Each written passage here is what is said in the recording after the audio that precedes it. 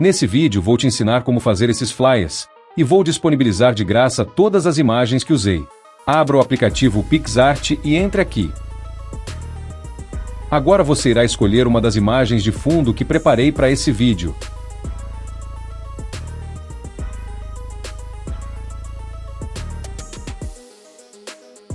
Agora vamos colocar os textos que ficam no fundo com o nome do jogador.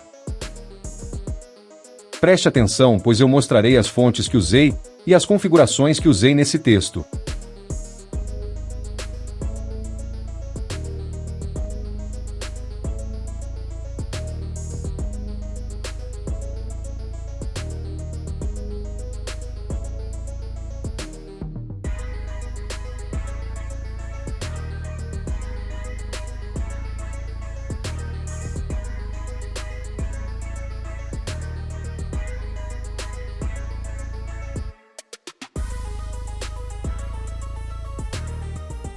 Use essa ferramenta para duplicar o texto.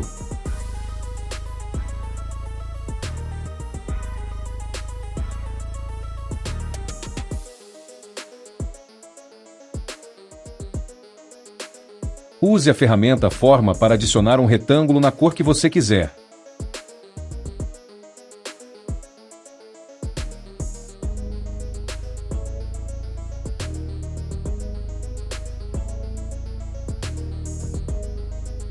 Use a ferramenta Sticker para adicionar o escudo do clube.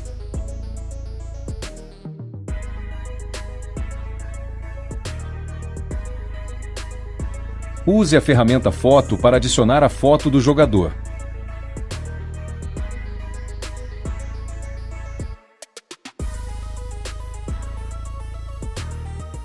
Para criar o contorno colorido em volta do jogador, eu irei criar uma cópia da foto do jogador.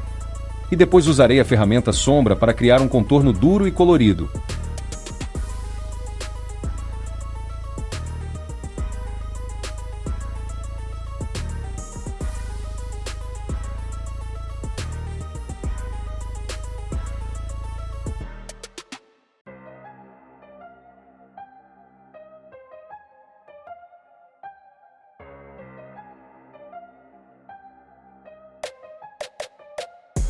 Agora adicionar os escudos dos dois clubes e o logo da competição usando a ferramenta Sticker.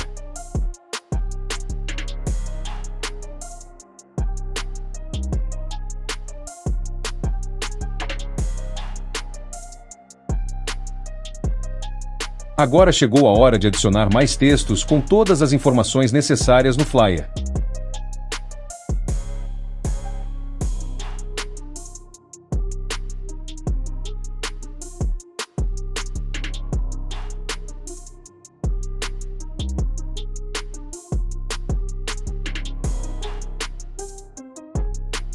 Quando terminar é só salvar o seu flyer.